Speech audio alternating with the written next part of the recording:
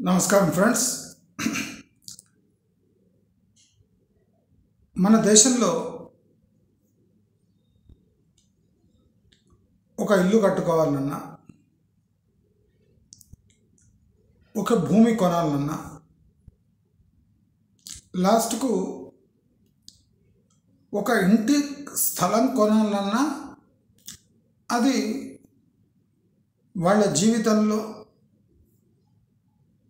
జరిగే ఒక single event. అంటే జీవితంలో ఒకేసారి జరిగే ఘట్టం. భూమి ఉన్న వాళ్లకు,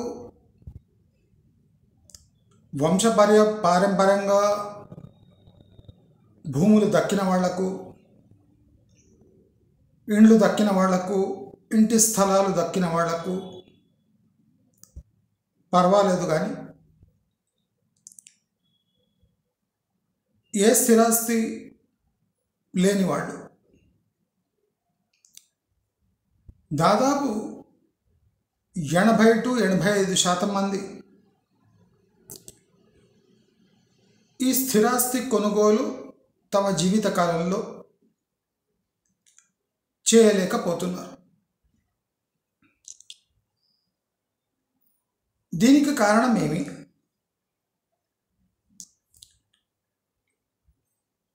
ఏదైనా పెరుగుతుంది కానీ భూమి పెరగదు. సరే, ఈ సామెత కరెక్టే ఉండొచ్చు, కానీ మరి రియల్ ఎస్టేట్లో జనరేట్ అవుతున్న ఫిగర్స్ ఈ దేశం గురించి ఏం చెప్తున్నది? అసలు మన దేశంలో డేటా అంత ప్రమాదకరమైనది ఇంకోటి లేదు. సోషల్ మీడియా, ఎలక్ట్రానిక్ మీడియా ఇవి బాగా వ్యాప్తి చెంది జనాలకు డేటా రియల్ టైంలో అంది. ఆ రియల్ టైం డేటా యొక్క యాక్యురసీ, అథెంటిసిటీ అండ్ గోల్స్ తెలియక చాలామంది జనరేట్ అయిన డేటాని దాన్ని డీకోడ్ చేయలేక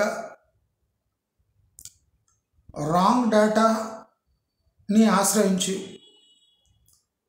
తమ జీవితాల్లో మేజర్ డిసిషన్స్ తీసుకుంటున్నారు. అసలు మన దేశంలో సగటు మనిషి యొక్క ఆదాయము దేశవ్యాప్తంగా సగటు తీసుకుంటే 2 లక్షల కిందే ఉంది. అంటే 2 లక్షల రూపాయలు ప్రతి సంవత్సరం కన్నా ఎక్కువ లేదు సగటు, ఆన్ అన్ యావరేజ్. అయితే ఈ 2 లక్షల కింద ఉన్న వాళ్ళ సగటు ఉంది కదా, దానికి అనుగుణంగా భూమి ధరలు ఉన్నాయా?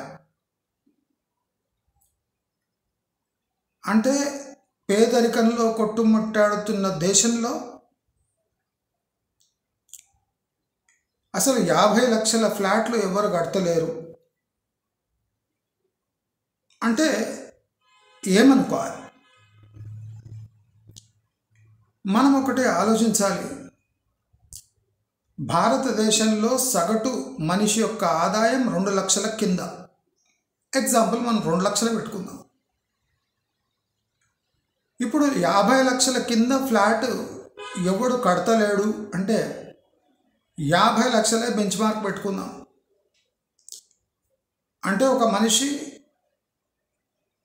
25 సంవత్సరాలు రూపాయి ఖర్చు పెట్టకుండా ఆదా చేసుకుంటే, అంటే తిండికి, బట్టకు, ఎడ్యుకేషన్కి దేనికి ఖర్చు పెట్టకుండా తనకొచ్చిన డబ్బు మొత్తం ఒక ఫ్లాట్ కొనుగోలుకు పెడితే ఆయన 25 సంవత్సరాల జీవితకాలం ఈ ఫ్లాట్ కొనుగోలులో వెళ్ళిపోతుంది అని అర్థం. ఇది పచ్చి నిజం. అయితే ఈ డేటా ఎంత అంటే మిస్లీడింగ్గా ఉంటుందో మనం ఈ వీడియోలో అందరికీ అర్థమయ్యేటట్టు నేను వివరిస్తాను. దేశంలో ఒక సగటు మనిషి ఆదాయం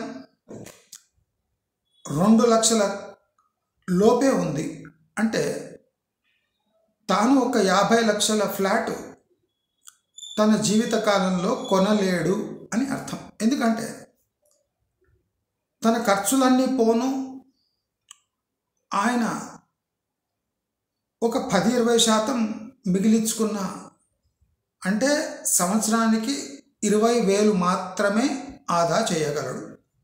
20 లేదా 30,000 ఆదా చేయగలడు అనుకుందాం సంవత్సరంలో. మరి ఒక 50 లక్షల ఫ్లాట్ కొనాలి అంటే తన జీవితకాలం సరిపోదు అని ఈ డేటానే తెలియజేస్తుంది. అయితే ప్రాక్టికలీ ఈ డేటా అసలు రియల్ ఎస్టేట్ యొక్క స్థితిగతులను మనకు తెలియజేస్తుందా అంటే కానే కాదు. ఇప్పుడు రియల్ ఎస్టేట్ సంస్థలు, ప్రైవేట్ సంస్థలు చేసిన సర్వేలో ఆశ్చర్యకరమైన డేటా వీళ్ళు బయట పెడుతున్నారు. ఈ డేటా వాళ్ళు బుర్ర ఉండి ప్రవేశపెడుతున్నారో లేదో అసలు రియల్ ఎస్టేట్కి ఈ డేటా సూయిసైడల్ అంటే ఆత్మహత్య సదృశ్యమైన డేటా ఇది. బిలో పవర్టీ లైన్, రేషన్ కోసం కిలోమీటర్ల కొద్దీ లైన్లు ఉండే దేశంలో బిల్డర్స్ 50 లక్షల కింద ఫ్లాటు కడతలేరట. అంటే ఈ డేటా వినగానే చాలామందికి ఏమనిపిస్తుంది అంటే ఇక మనం జీవితకాలంలో ఈ 50 లక్షలు కూడగట్టలేము, అంటే మనం ఒక ఫ్లాట్ కొనలేము, అంటే జీవితంలో మనము ఒక ఇంట్లో ఉండలేము, సొంత ఇంట్లో ఉండలేము. ఇది నిజమేనా? ఒకసారి విశ్లేషించుకుందాం. అసలు ఈ డేటా ఏమని చెప్తుంది? ఎవరి కోసం ఈ డేటా జనరేట్ చేయబడింది? రీసెంట్లీ వచ్చిన సర్వేలో ఒక ప్రైవేట్ సంస్థ 9 పెద్ద నగరాల్లో రియల్ ఎస్టేట్ స్థితిగతులను విశ్లేషించి ఒక డేటా రిలీజ్ చేసింది.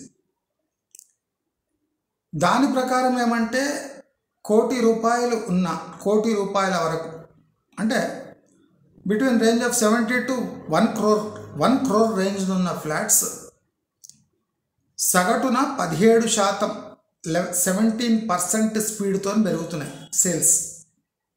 1 crore బేస్ ఉన్న ఫ్లాట్స్ 17% స్పీడ్తో ఏటా పెరుగుతున్నాయి. అంటే ఇయర్ టు ఇయర్ గ్రోత్. వాళ్ళ ప్రకారం 2 కోట్ల నుంచి 3 కోట్లు పలికే ఫ్లాట్లు 27% స్పీడ్తో పెరుగుతున్నాయి అట. దీంట్లో నిజం కూడా ఉండొచ్చు, తప్పు లేదు. కానీ ఈ డేటా నిజమే కానీ రియల్ ఎస్టేట్ టర్మ్స్లో ఇది పచ్చి అబద్ధం. ఈ డేటా ఎవరి కోసం రిలీజ్ చేయబడింది? ఇది చాలా ముఖ్యం.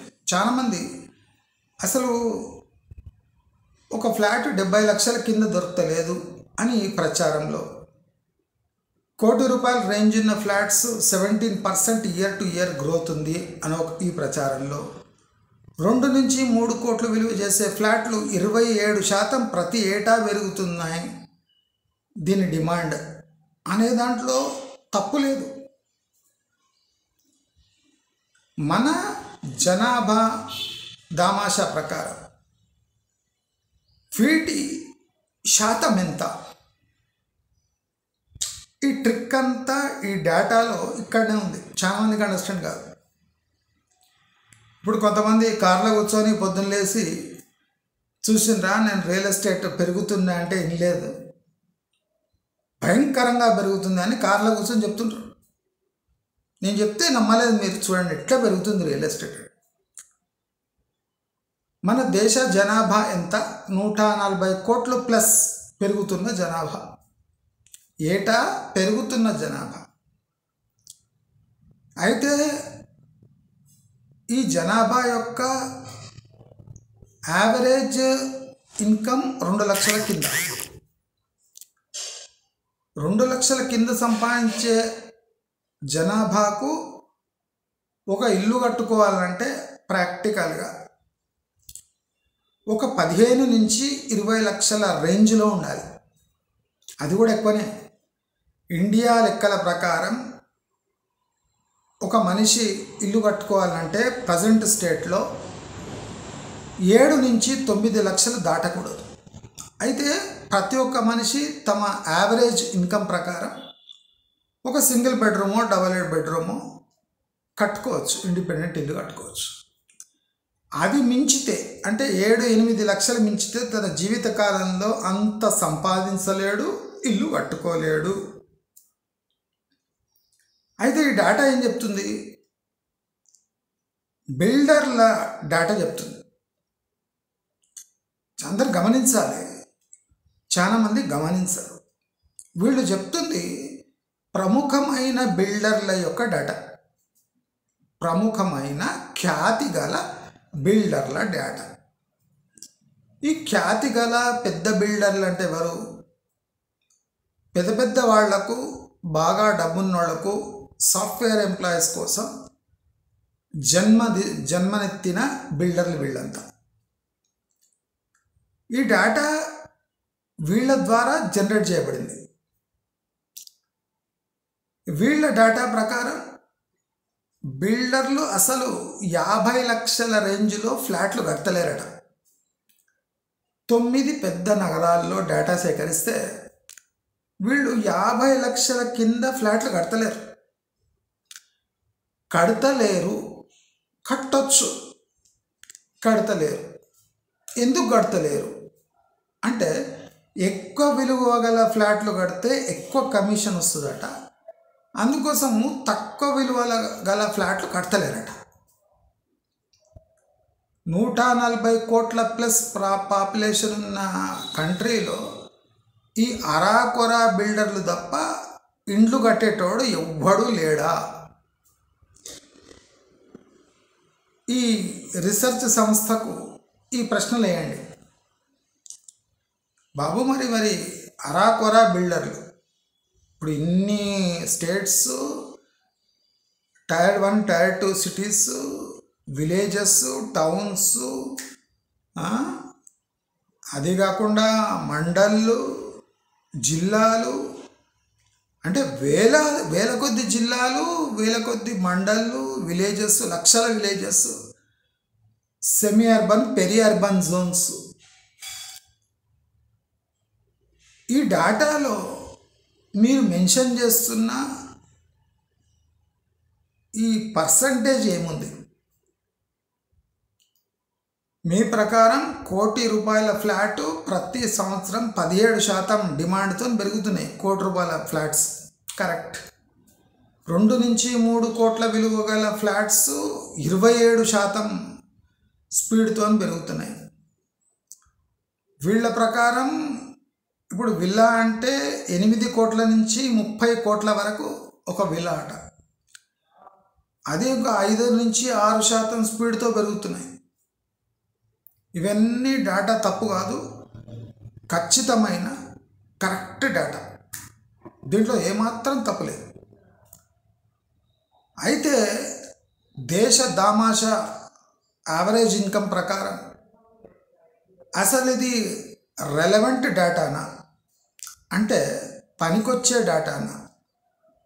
మాస్ హౌసింగ్కి లేదా మిడిల్ క్లాస్ పర్చేజర్స్కి అసలు ఈ డేటాలో ఏమైనా సారం ఉందా అని ఆలోచిస్తే మెజారిటీ హౌస్ బయింగ్ కమ్యూనిటీకి ఈ డేటాకు ఏ సంబంధము లేదు. ఎందుకు లేదు అంటే యావరేజ్ హౌస్ హోల్డ్ ఇన్కమ్ 2 లక్షల కింద ఉంది. ఒక మిడిల్ క్లాస్ ఇన్కమ్ 10 lakhs లోపల ఉంటుంది,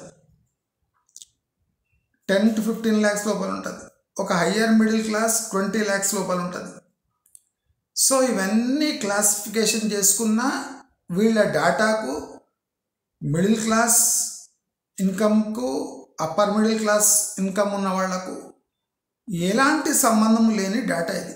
ఎందుకు అంటే వీళ్ళు మెన్షన్ చేసింది 1 crore నుంచి ఒక ఫ్లాట్ అది 17% growth, 2 to 3 crores flat 27% growth, ఒక విల్లా 6 to 30 crores విల్లా అదొక 5 to 6% గ్రోత్. అంటే ఈ డేటా అంటే అసలు భారతదేశంలో ఒక ఫ్లాట్ కానీ ఒక ఇల్లు కానీ 1 కోటి నుంచి స్టార్ట్ అవుతుంది. అంటే ఎవరైనా అనుకోవాలంటే ఇట్లా అనుకోవాలి, ఏం ఇండియా ఇది పేద దేశం అనుకున్నాము, ఇక్కడ ఒక చిన్న ఫ్లాట్ కొనాలంటే 1 కోటి రూపాయి పైమాటే. అంటే ఇది యూరోప్లో ఉన్నట్టు మనం ఈ డేటా ప్రకారం. కానీ ఈ డేటా అసలు అరిచి గీబట్టి ఏం చెప్తుందంటే బిల్డర్లు సామాన్య ప్రజల కోసం ఫ్లాట్లు కడతలేరు, కట్టే సాహసం చేస్తలేరు. వీళ్ళకు హై ఎండ్ సెగ్మెంట్ తప్ప లో ఎండ్ సెగ్మెంట్ కనిపిస్తలేదు. సరే వీళ్ళు లగ్జరీ సెగ్మెంట్ ప్రీమియం సెగ్మెంట్లో కడుతున్నారు, మరి అవి హాట్ కేక్స్లా అమ్ముడుపోతున్నాయా అంటే లేనే లేదు.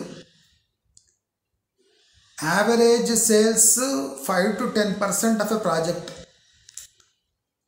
మరి 27% గ్రోత్ ఎక్కడ వస్తుంది? ఈ 1 కోటి రూపాయల ఫ్లాట్లో 17% గ్రోత్ ఎక్కడ వస్తుంది? మనం ఆలోచిస్తే వీళ్ళు ఇచ్చే డేటా 9 టాప్ సిటీస్ యొక్క డేటా.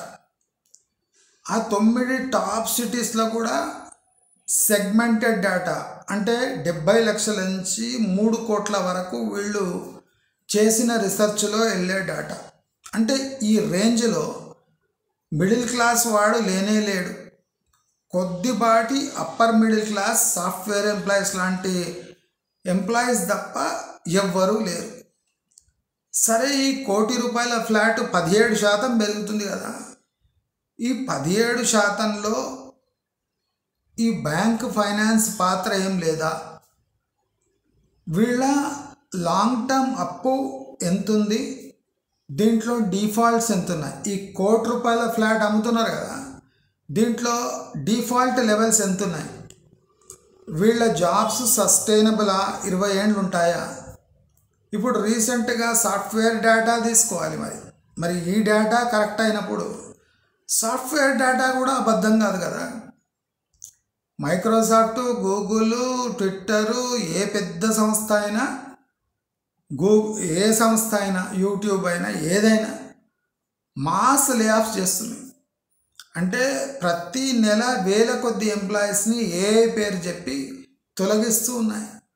మరి ఈ తొలగించిన వాళ్ళు ఈ 1 కోటి రూపాయల ఫ్లాట్ కొని కట్టలేకపోతే వీళ్ళ పరిస్థితి ఏమి? ఆ డిఫాల్ట్ డేటా కూడా షేర్ చేస్తే చాలా బాగుంటుంది, కానీ ఈ డేటా వాళ్ళు షేర్ చేయలేదు.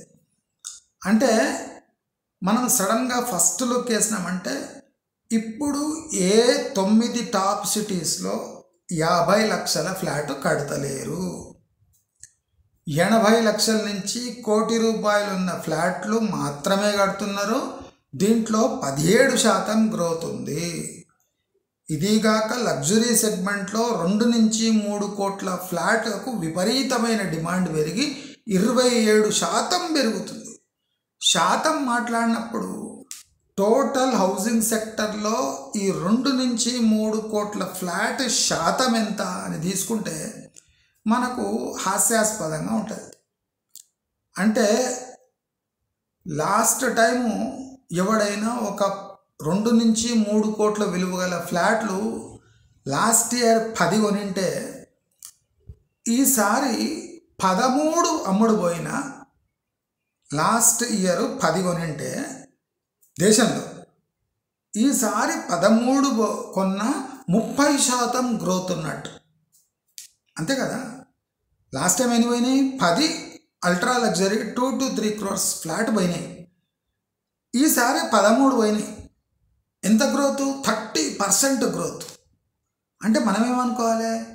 2 నుంచి 3 కోట్ల విలువ గల ఫ్లాట్లు 30% గ్రోత్తో బాగా పెరుగుతున్నాయి. 130-140 కోట్ల పాపులేషన్ ఉన్న కంట్రీలో మెజారిటీ 2 లక్షల కన్నా కింద జీతం ఉన్న వాళ్ళలో ఈ ఫ్లాట్ల పర్సంటేజ్ ఎంత, దాని గ్రోత్ యొక్క actual numbers an an average housing సెక్టర్లో ఎంత ఉన్నాయి అని ఒక్క ప్రశ్న వేయండి. నోరు మెదపకుండా బెడ్ రిడన్ అయిపోతాడు. సరే, ₹1 కోటి ఫ్లాట్కి వద్దాం. ₹1 కోటి ఫ్లాట్ సెగ్మెంట్లో 17% గ్రోత్ ఉంది, పర్సంటేజ్ గ్రోత్. ఇప్పుడు మనం అనుకుందాం, ఒక 1000 ఫ్లాట్లు అమ్మిండు లాస్ట్ ఇయర్. ₹1 కోటి బిల్డర్లు అందరూ కలిసి ఒక 1000 ఫ్లాట్లు అమ్మిండ్రు ₹1 కోటి. ఈసారి 1000 ఒక 150 ఫ్లాట్లు ఎక్కువ అమ్మిన టోటల్ దేశంలో అది 15-17% అయిపోతుంది. లాస్ట్ ఇయర్ 1000 అమ్మితే ఇప్పుడు 150 ఫ్లాట్లు ఎక్కువ అమ్ముడు పోయినా ₹1 కోటి, అంటే 150 కోట్లు. దేశానికి 150 కోట్లు యాడ్ చేయండి. టోటల్ దేశంలో 150 కోట్లు. రాష్ట్రానికి ఒక్క ఫ్లాట్ అమ్మినా అది 15-17% అయిపోతుంది. అంటే రాష్ట్రానికి ఒక ఫ్లాటే 1 crore ఫ్లాట్, రాష్ట్రానికి 1, 2, 5, అంటే ఒక రాష్ట్రానికి ఒక 5 ఫ్లాట్లు ₹1 అమ్మినా మనకు ఆ 15% గ్రోత్ అనేది వచ్చేస్తుంది. అంటే ఈ గ్రోత్ పర్సంటేజ్ చూస్తే భయం అవుతుంది. ఏమి ₹1 ఫ్లాట్లు 17%గా పెరుగుతున్నాయా? 2 నుంచి 3 కోట్ల విలువ గల ఫ్లాట్లు 27% పెరుగుతున్నాయా అనగానే ఒరేమో అసలు ఏమవుతుంది దేశంలో? అందరు కోటీశ్వర్లా లేదా పైసలు పెట్టుకొని కూడా జనాలు ఖర్చు చేస్తలేరా? ఇప్పుడు FMCG పెద్ద కంపెనీలు, ఫ్రిడ్జ్లు, టీవీలు అమ్మే కంపెనీలు పరేషాన్ అయ్యాలి. మనమేమో 10,000 టీవీ అమ్మడానికి చస్తున్నాము. ఈ నా కొడుకులు ₹1 కోటి ఫ్లాట్లు 17% స్పీడ్తో కొంటున్నారు.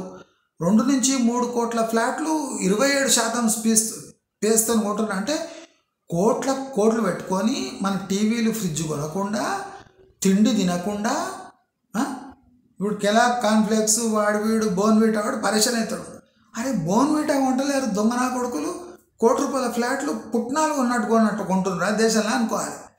అసలు చూస్తే టోటల్ దేశంలో ఎన్ని ₹1 కోటి ఫ్లాట్లు పోయినాయి, ఎన్ని 2 నుంచి 3 కోట్ల ఫ్లాట్లు పోయినాయి, ఎన్ని 6 కోట్ల నుంచి 30 కోట్ల విల్లాలు అమ్ముడు పోయినాయి, టోటల్ పర్సంటేజ్ తీసి ఆ పర్సంటేజ్ని టోటల్ హౌసింగ్ సెక్టర్లో వేస్తే అది 1% కన్నా ఎక్కువ ఉండదు. అది కూడా ఎక్కువనే. అంటే టోటల్ ఇండ్లు కట్టే శాతంలో 1% కూడా ఉండదు ఈ డేటా ప్రకారం. కానీ డేటా ఏం చెప్తుంది? దేశంలో అనగానే అమ్మో దేశమా ₹1 కోటి 17% పెరుగుతుందంటే జనాలు కోటీశ్వర్లే మొత్తం. 2 నుంచి 3 కోట్ల ఫ్లాట్లు 27% పెరుగుతుందంటే అంత బ్లాక్ మనీ నడుస్తుంది అనుకోవాలి. మళ్ళీ సగటు జీవి యొక్క యావరేజ్ ఇన్కమ్ ఎంత? 2 లక్షల కింద. పాపులేషన్ ఎంత? 140 కోట్లు, 150 కోట్లు ఎంత ఉందో పెరుగుతూనే ఉంది. పెరుగుతున్న జనాభా, తరుగుతున్న ల్యాండ్ మాసు. అయితే మెజారిటీ మంది అంటే 1% కూడా ఈ డేటాలో వీళ్ళ శాతం లేదంటే 99% జనాలు ఇండ్లు కట్టుకుంటలేరా? ఈ ప్రశ్న. ఎందుకు కట్టుకుంటలేరు? కట్టుకుంటున్నారు. మళ్ళీ వాళ్ళ డేటా ఎక్కడ? బ్యాంక్ ఫైనాన్స్ లేకుండా కట్టుకునే వాళ్ళు లక్షల సంఖ్యలో ఉంటారు ఇండియాలో. అంటే డబ్బు ఎట్లా ఉంటుంటుందో అట్లా రూములు వేసుకొని కట్టుకుంటారు. లక్షల సంఖ్యలో ఉంటారు. బ్యాంక్ చిన్న అంటే పర్సనల్ ఫైనాన్స్ తీసుకొని రూమ్లు వేసుకునేటోళ్ళు కూడా ఉంటారు. లక్షల సంఖ్యలో ఉంటారు. ప్రైవేట్ ఫైనాన్స్ తీసుకొని ఇండ్లు కట్టుకునేటోళ్ళు ఉంటారు. లక్షల సంఖ్యలో ఉంటారు. అదే కాకుండా హౌసింగ్ లోన్స్ 5-10 లక్షలు అంటే వాళ్ళ దగ్గర ఒక 10 లక్షలు ఉంటుంది, ఇంకో 5-10 లక్షలు తీసుకొని ఇల్లు కట్టుకునేటోళ్ళు కూడా లక్షల సంఖ్యలో ఉంటారు. ఇప్పుడు 30-40 లక్షలు తీసుకొని ఒక టైర్ 2 టైర్ 1 సిటీలో ఇప్పుడు మన నిజామాబాద్, ఆదిలాబాద్, కరీంనగర్, మెదక్ అట్లా ఒక 30 లక్షల ఫ్లాట్లు తీసుకొని ఈఎంఐ కట్టుకునే వాళ్ళు కూడా వేల లక్షల సంఖ్యలో ఉంటారు. మళ్ళీ వీళ్ళ డేటా ఏమైంది?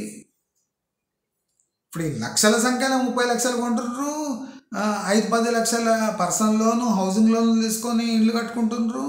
వాళ్ళ దగ్గర ఉన్న డబ్బులతో ఇల్లు కట్టుకునేటోళ్ళు ఉన్నారు, ప్రైవేట్ ఫైనాన్స్ దగ్గర డబ్బులు తీసుకొని ఇల్లు కట్టుకునేటోళ్ళు ఉన్నారు, గుడిసెలు వేసుకునేటోళ్ళు ఉన్నారు, మట్టి ఇల్లు కట్టుకునేటోళ్ళు ఉన్నారు, హాలో బ్రిక్స్ ఇల్లు కట్టుకునేటోళ్ళు ఉన్నారు. అరే లక్షలకు లక్షలు ఒక చోట ఇల్లు కట్టుకొని స్థిర నివాసాలు ఏర్పరచుకుంటూనే ఉన్నారు. లక్షల కొద్ది ఫ్లాట్లు దేశవ్యాప్తంగా ఎక్కడో ఒక చోట అమ్ముడు పోతూనే ఉన్నాయి. ఆ లక్షల ఫ్లాట్లో వేల ఇండ్లు కట్టుకుంటూనే ఉన్నారు. మరి వీటి డేటాలో వీటి శాతం ఎంత? మీకు అందరికీ అర్థం కావాలని చెప్తున్నాను. ఒక డేటా రిలీజ్ చేస్తే దాన్ని అనలైజ్ ఎట్లా చేయాలి? కారులో కూర్చున్న మూర్ఖులు వస్తారు, వచ్చి నేను చెప్తున్నానా ఎట్లా పెరుగుతుందని చెప్తున్నానా అంటాడు. నువ్వు కరెక్టే, నువ్వు డేటా తప్పంటలేము. మేము యావరేజ్ ఇన్కమ్స్ ఉన్న 2 లక్షల కన్నా తక్కువ ఉన్న ఇన్కమ్ ఉన్న ఇండియాలో ఈ డేటా ఎట్లా వచ్చింది? దీని శాతం ఎంత అంటే ఎవ్వడు ఇల్లు కట్టుకోకుండా ఉంటున్నాడా? ప్లాట్లలో ఎవ్వడు ఇల్లు కట్టుకుంటలేడా? ఎవ్వడు ఒక రూము కిచెన్ వేసుకొని ఇల్లు కట్టుకుంటలేడా? ఎవ్వడు 2 రూమ్లు ఒక టాయిలెట్ కిచెన్ వేసుకొని ఇల్లు కట్టుకుంటలేరా? 70 గజాలలో ఎవరు ఇండ్లు కట్టుకుంటలేరా? పర్మిషన్ అవసరం లేదు. 70 గజాల లోపల అంటే పర్మిషన్ ఎంతమంది కట్టుకుంటూ ఉండొచ్చు? వేల మంది కట్టుకుంటారు వితౌట్ పర్మిషన్. 50 గజాలు 70 గజాల లోపల నో పర్మిషన్ నీడెడ్ అంటే రికార్డులో లేకుండా వేల మంది కట్టుకుంటున్నారు. ఆ డేటా ఎక్కడుంది? అసలు మీ ఫ్లాట్లే నిజమైన డేటా అయితే ప్లాట్లే అమ్ముడు పోవద్దు. దేశంలో వేల కొద్ది లక్షల కొద్ది ప్లాట్లు అమ్ముడుపోతున్నాయి. ఆ ప్లాట్లు తీసుకొని ఏం చేస్తారు? అదే ఫుట్బాల్ ఆడుతుండ్రా ప్లాట్లలో? ఎవడో కూడా ఇల్లు కట్టుకుంటాడా? ఇప్పుడు 1000 ఫ్లాట్లు అమ్ముడుపోతే దాంట్లో ఒక 50 మందిని ఇల్లు కట్టుకుంటారా? దాని డేటా ఎక్కడ ఉంది? ఊళ్ళలో కట్టుకునే ఇండ్ల డేటా ఎక్కడ ఉంది? ఇప్పుడు ఊళ్ళలో ఫర్ ఎగ్జాంపుల్ ఎవడో మంచి ఫార్మర్, వాడి దగ్గర డబ్బులు ఉన్నాయి, వాడు ఒక 20 లక్షలు వేసి పెద్ద బంగ్లా కడతాడు. మీ దగ్గర దాని డేటా ఉందా? ఊరు పోయి రోడ్డు లేదు ఊరికి కానీ 20 లక్షల బంగ్లా కడతాడు. బ్యాంకు తెలియదు, మీ దగ్గర డేటా ఉండదు, హౌసింగ్ దీంట్లో డేటా ఏముండదు, వాడు 20 లక్షల ఇల్లు కడతాడు. ఆ డేటా ఎక్కడ ఉంది? ఉందా మీ దగ్గర? ఏటా ఈ సెగ్మెంట్లో పెరిగే డేటా మీ దగ్గర ఉందా? లేదు. అంటే ఈ రియల్ ఎస్టేట్ సర్వే చేసే సంస్థల దగ్గర దేశంలో టోటల్ కడుతున్న ఇండ్లు, రకరకాల ఇండ్లు, రకరకాల స్థల కొనుగోళ్ళ డేటానే లేదు. 95% పైచిలకు డేటా వీళ్ళ దగ్గర లేదు. ఈ 1 or 2% జరిగే ట్రాన్సాక్షన్ యొక్క డేటా బహిర్గతం చేస్తే 50 లక్షల ఫ్లాట్లు కూడా కడతలేడట. నిజమే.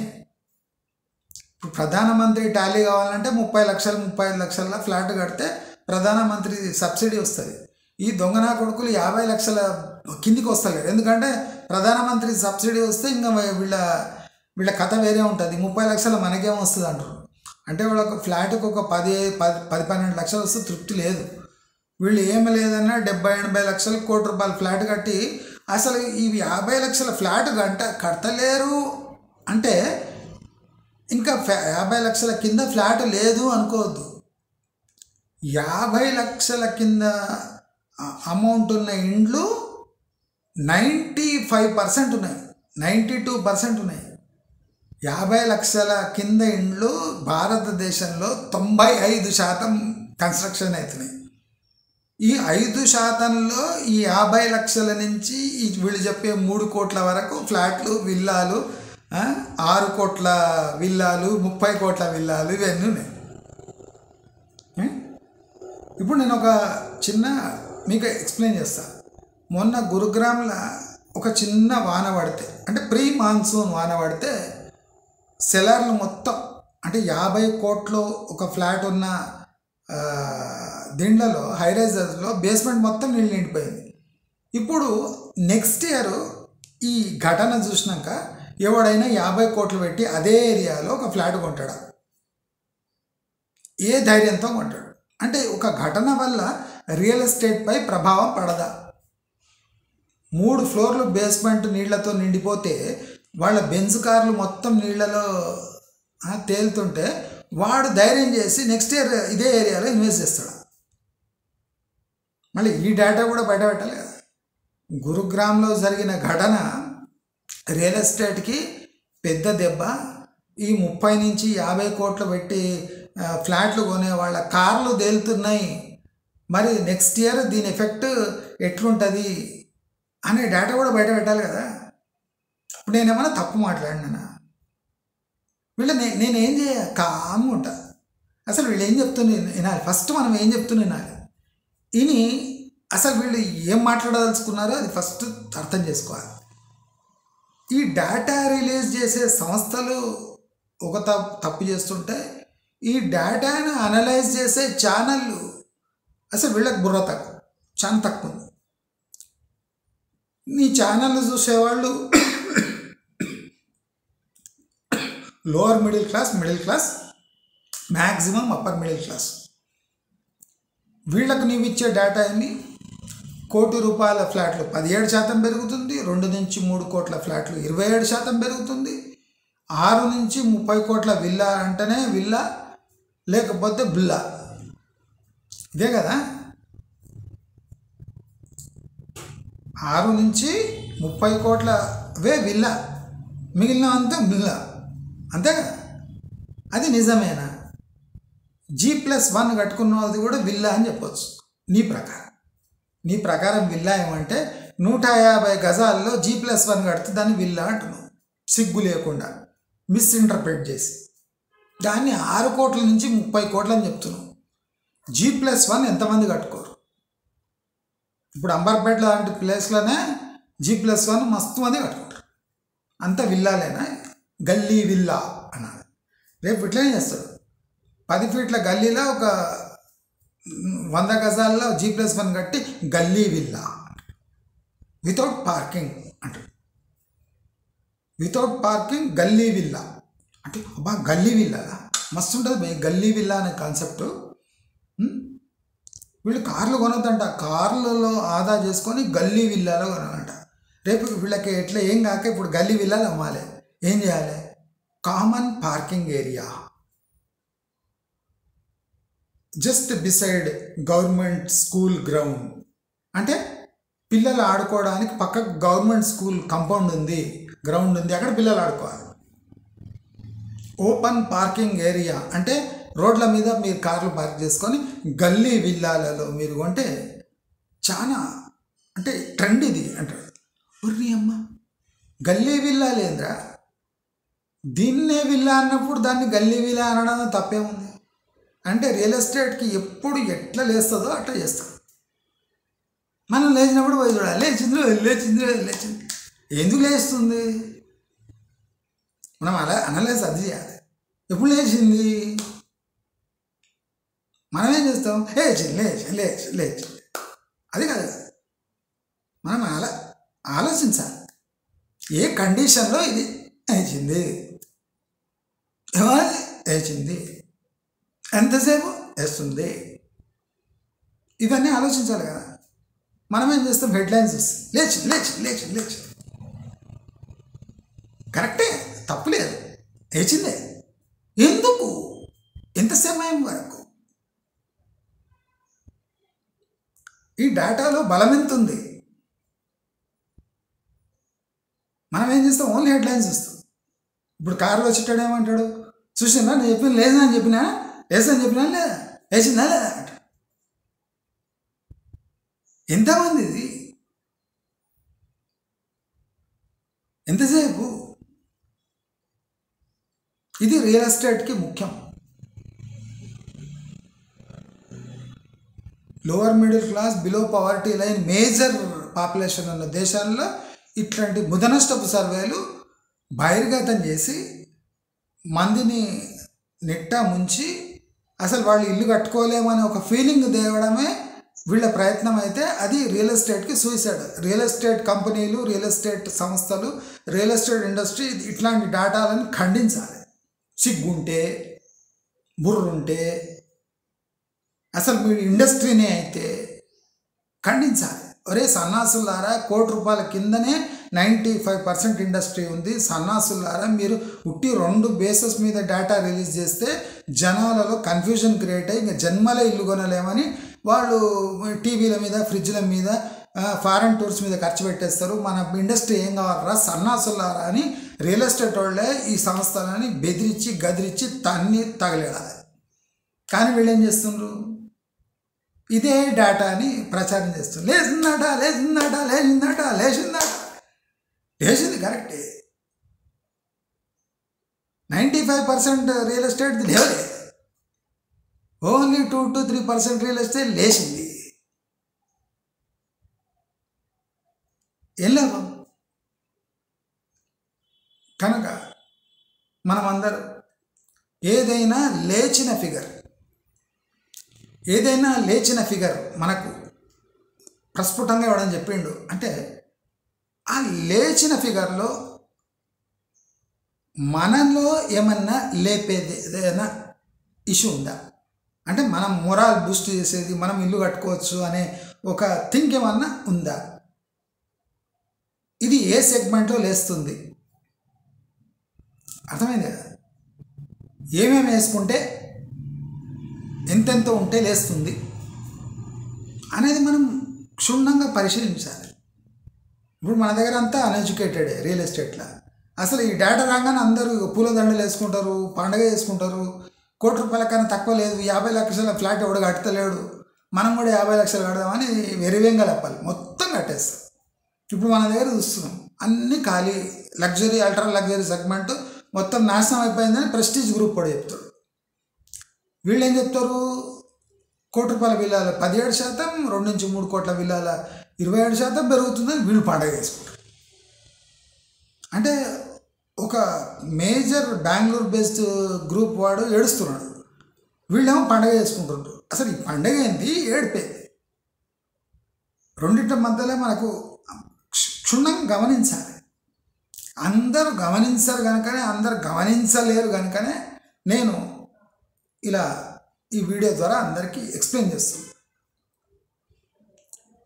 ఒక ఎకనామిక్ డేటా, ఒక సర్వే డేటా రిలీజ్ చేసేటప్పుడు ఇండస్ట్రీ సెన్సిటివ్ ఉండాలి డేటా.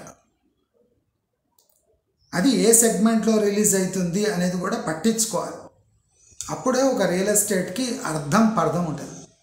లేదా ఈ డేటా చాలామందిని డిప్రెస్ చేసి అసలు జన్మలో ఒక ఇల్లు కొనలేము అనే ఒక భావన కలిగించే డేటా అని ప్రతి ఒక్క రియల్ ఎస్టేట్ పర్సన్ గమనించి దీన్ని ఖండిస్తే తప్పకుండా డేటా అనేది వైడన్ అయి అందరికీ ఇంకా ఆస్కారం ఉంది అనే ఒక పాజిటివ్ అప్రోచ్తో రియల్ ఎస్టేట్ ముందు వెళ్ళొచ్చు. కానీ ఇలాంటి ముదనష్టపు డేటాని ముందర పెట్టుకొని పండగ చేసుకుంటే ఎవ్వడికి మంచిది కాదు అని అందరికీ తెలియజేసుకుంటూ నమస్కారం.